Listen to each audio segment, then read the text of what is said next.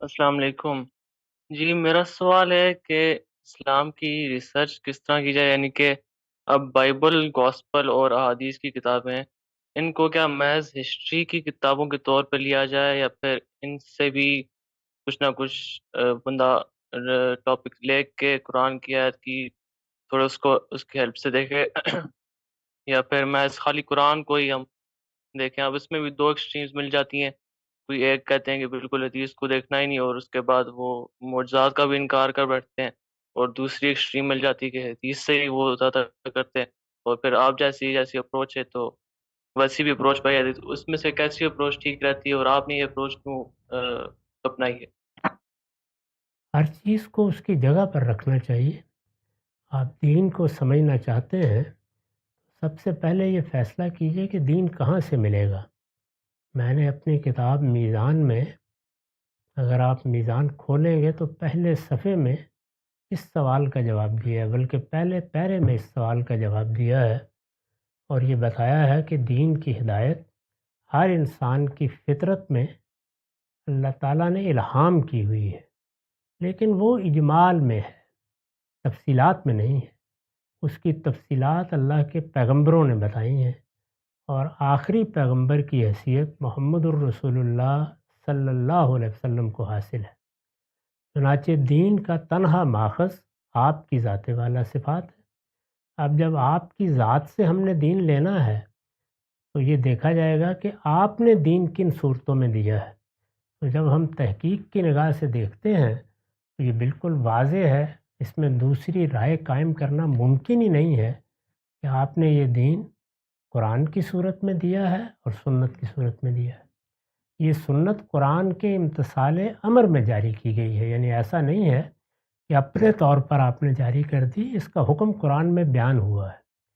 اللہ تعالیٰ نے یہ کہا ہے کہ اس سے پہلے جو دین ابراہیمی کی روایت آ رہی ہے آپ اس کی پیروی کریں، اور جو پہلے پیغمبروں کی ہدایت آ رہی ہے اس کی بھی پیروی کریں۔ تو اس کے امتثال امر میں رسول اللہ صلی اللہ علیہ وسلم کی جانب سے سنت جاری کر دی گئی۔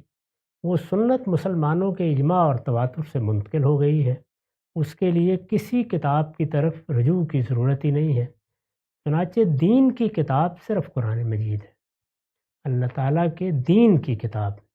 دین کی کتاب وہی ہو سکتی ہے جس کو اللہ دین کی کتاب قرار دے، وہ میرے اور آپ کے قرار دینے سے دین کی کتاب نہیں بن جائے گی۔ ہم جو کتابیں لکھتے ہیں وہ دینی کتابیں ہیں، یعنی دین سے متعلق کتابیں ہیں۔ وہ سیرت کی بھی ہو سکتی ہیں، تاریخ کی بھی ہو سکتی ہیں، وہ دین کی شرح و وضاحت کی بھی ہو سکتی ہیں، وہ تفسیر کی بھی ہو سکتی ہیں، وہ دینی کتابیں ہیں۔ ان سے لائبریریاں بھری پڑی ہیں، آپ پڑھیے ان کو، لیکن دین کی کتاب اللہ کی کتاب قرآن مجید ہے۔ تو قرآن مجید کو بنیاد بنا کر اور سنت پر عمل کرتے ہوئے آپ ہر چیز کو پڑھیں۔ آپ بائبل کا مطالعہ بھی کریں۔ خود قرآن بہت سی جگہوں پر بائبل کے واقعات کی طرف اشارہ کرتا ہے، وہ چاہتا ہے کہ وہاں بائبل کو دیکھا جائے، ان کا حوالہ دیتا ہے۔ اسی طرح قرآن مجید زمانہ رسالت کے واقعات بیان کرتا ہے۔ وہ واقعات قرآن میں تاریخ کے طریقے پہ بیان نہیں ہوتے، بالاجمال بیان ہوتے ہیں۔ قرآن میں سورہ انفال واقعہ بدر پر تبصرہ کرتی ہے، سورہ آل عمران میں احد کے واقعے پر بڑا مفصل تبصرہ نقل ہوا ہے، سورہ احزاب میں جنگ احزاب کے واقعات زیر بحث آئے ہیں، حنین کے واقعات زیر بحث آئے ہیں۔ بعض جگہوں پر محض نام لے لیا گیا ہے اور اشارہ کر دیا گیا ہے۔ ان کی تفصیلات کے لیے آپ زمانہ رسالت کی تاریخ کی طرف جائیں گے۔ زمانہ رسالت کی تاریخ کا مستند ترین ماخذ حدیث ہے، اور اس میں ہمارے محدثین نے بڑی محنت کر کے وہ کتابیں مرتب کر دی ہیں۔ تو یہ صحیح طریقہ ہے، ہر چیز کو اس کی جگہ پر رکھیے۔ یعنی جب دین کا فیصلہ کرنا ہے تو وہ قرآن و سنت کی بنیاد پر ہوگا، لیکن تفصیلات، تاریخی واقعات، رسالت مآب صلی اللہ علیہ وسلم کے سوانح، آپ کا اسوہ حسنہ، آپ کے معمولات، آپ کی عادات، ان سب چیزوں کی تفصیلات جاننے کے لیے تاریخی کی کتابیں کھولی جائیں گی، سیرت اور تاریخ کی۔ تو ان میں حدیث کی کتابیں سب سے زیادہ مستند ذخیرہ ہے، ان کی طرف میں بھی رجوع کرتا ہوں، آپ کو بھی رجوع کرنا چاہیے۔ تو یہ صحیح طریقہ ہے۔ جب ہم کسی چیز کو اس کی جگہ سے اٹھا دیتے ہیں تو خرابی ہوتی ہے، گرا دیتے ہیں تو خرابی ہوتی ہے، اس کی جگہ رکھ کے اس سے استفادہ کریں۔ اس میں بائبل بھی بہت استفادے کی کتاب ہے۔ پھر بائبل کے مجموعے میں تو 3 چیزیں اللہ کی کتابوں کی حیثیت سے ہیں۔ اس میں بہت مختصر صحیح تورات ہے، اس میں زبور بھی ہے، اس میں انجیل بھی ہے۔ تو ان کتابوں کی طرف بھی رجوع کریں گے۔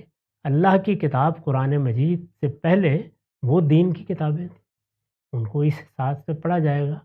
لیکن قرآن مجید میں کوئی ترمیم، کوئی تغیر، کوئی تبدیلی نہ وہ کتابیں اب کر سکتی ہیں قرآن کے آنے کے بعد، نہ قرآن کے علاوہ کوئی چیز کر سکتی ہے۔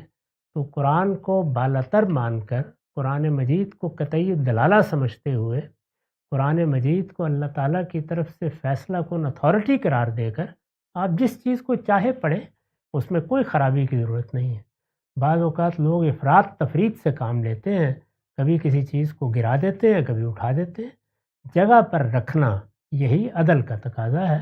میں نے کوشش کی ہے کہ ہر چیز کی بالکل صحیح جگہ متعین کر دوں، اور اس میں جو لوگوں نے خلط مبز پیدا کیا ہوا تھا، یعنی بعض اوقات ایک ہی چیز کے لیے 2 نام یا 2 چیزوں کے لیے ایک ہی نام کا طریقہ، اس کو میں نے ختم کر دیا ہے۔ فقہ کو الگ کر دیا ہے، شریعت کو الگ کر دیا ہے، سنت کو الگ کر دیا ہے، اسوہ حسنہ کو الگ کر دیا ہے۔